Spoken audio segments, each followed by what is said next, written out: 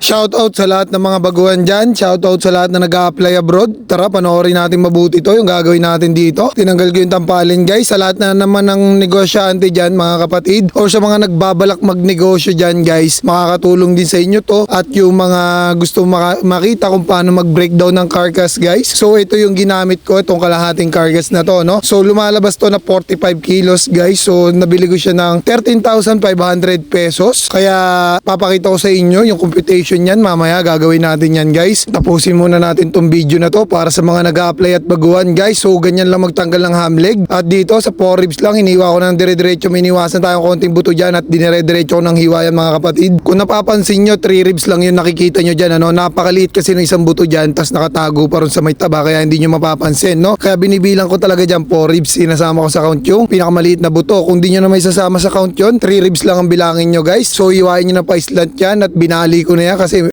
para di ako ma-delay dyan sa pagpa-primal cuts to deboning kasi i-breakdown pa natin tong carcass guys. So syempre titimbangin pa natin yan isa-isa after natin dito mag-primal cuts, and then punta naman tayo dito sa may deboning guys, no? Yan, pero tinuturo ko pa rin dyan kung sa inyo mga patamaan, ano? Ganito lang ako mag-slice ng pata guys, no? Kinakapa ko lang dyan yung joint. Ayun, nakapa ko na dyan yung joint. Yan, tanggal ko na agad yung pata hind. At ihiwain na lang natin dyan yung mga nakadikit pang balat at laman at okay na tayo sa pata hind. Dito naman tayo sa may pelvic bone. Tinuro ko yung patamaan dyan. Ayun, palatandaan guys, hinihiwa natin yan. Ayun, ibinubuka ko dyan yung pelvic bone, ano? Para mas makita natin na maayos yung joint dyan, okay? Sinundan ko na yung buto dyan sa kabila at dito rin sa kabila. Sundan lang natin yung buto na yan guys, ayun, no? Das iikot nyo lang yung knife nyo dyan sa may dulo ng buto, no? Kapain nyo lang pag may nakapapa kayong buto dyan, iwasan nyo lang ng konti ng knife nyo. Tapos lamanan natin tong pelvic bone natin para mabilis pa rin natin mabenta yan. At dito naman tayo sa may first layer ng bias mga kapatid, okay? Hinihiwa ko na yan mga kapatid para makita natin yung first layer. Ayun, no? First layer, hiwain natin yan, okay? Inikot ko yung ham leg ko dyan para mahiwa ko ng mas komportable ako na pwesto, okay? Ayan, no? Tinanggal ko na sa first layer, oh. Ganyan lang magtanggal sa first layer mga kapatid. And then tanggalin naman natin yung mga laman dito sa kabila. Panoorin nyo mabuti kung paano humihiwa yung knife natin dyan guys. Ayun, no? Talaga naman napakalupit. Victorinox knife, flexible knife yan guys. So bigay sa atin yan ng isa nating sponsor mga kapatid. At syempre yung mesh glove din. Ayan, talaga namang safe na safe kayo kapag naka mesh glove kayo nagpa-primal cuts to deboning, no? At dito matatanggal na natin yung bias guys. So patapos na tayo dito sa may ham leg deboning. Pupunta naman tayo dito sa may shoulder deboning, okay? Tabi muna natin yung ham leg na yan. So kunin natin tong shoulder guys. Hiwain na agad natin to. Lamanan natin yung pork ribs nito, no? Para mabilis nating maibenta mga kapatid. Talaga naman napakalupit ng knife natin dito. Maraming salamat po sa nag-sponsor nito. Yan, tinatanggalan natin dyan yung pork ribs. Okay, nilalamanan lang natin yan guys para panalo para si customer dyan. Tanggalin naman natin yung shoulder blade dito mga kapatid. Tanggalin muna natin yung mga taba na yan para makita natin yung exciting part dyan mga kapatid. Ayan na yung inaantay ng lahat. Ang shoulder blade, syempre, pahirapan talaga magtanggal nito guys, no? Lalo na pag mga baguhan. Kaya sundan nyo to guys. Ito yung palatandaan dyan. Ayan, yung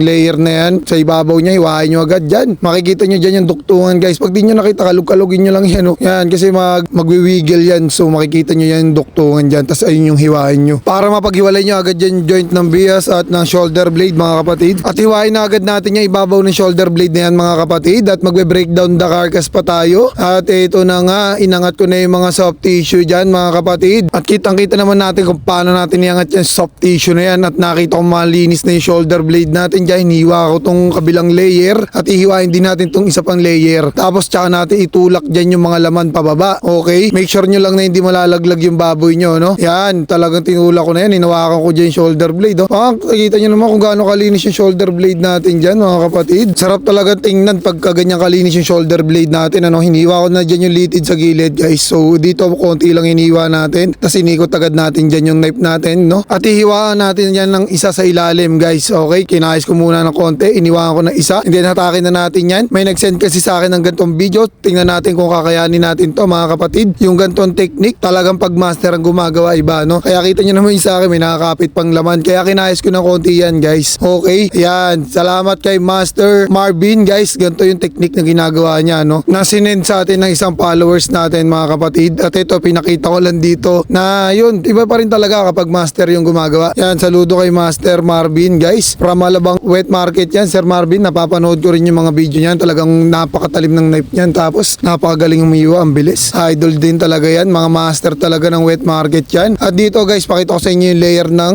pata front. Ayun yung layer, layer oh, hinihiwa ko dyan guys. Yan oh. Pagka nahiwa nyo dyan sa layer na yan guys, sundan nyo na lang yung layer na yan, dediretso na kayo dyan sa may pinakang bias at tanggal nyo na yung mga laman dyan ng ganun lang kabilis. Okay? At dito syempre gagamitan natin ng malupitan natin Victorinox yan. Ayan oh, ganyan umiwa ang Victorinox natin mga kapatid. Walang natitirang mga laman sa bias natin. Habang nakadikit lang yung knife natin dyan sa buto at yung tip lang yung gamit natin mga kapatid. Pag nakita kong natanggal ko na lahat ng laman na yan, hihiwaan ko na yan ng paikot dito sa may likod guys kasi mayroong makapal na litid dyan. Na kailangan natin mahiwa yan para madali natin matanggal tong pata front natin mga kapatid. Para masimulan na natin mag-breakdown the carcass mga kapatid at papaikutan na natin ng hiwa yan. Shoutout nga pala kay Batusay ng Tanay Rizal. At sa mga hindi pa nakapollow sa atin dyan, baka naman mga kapatid. At syempre maraming salamat din kay Boss Gio and peace out.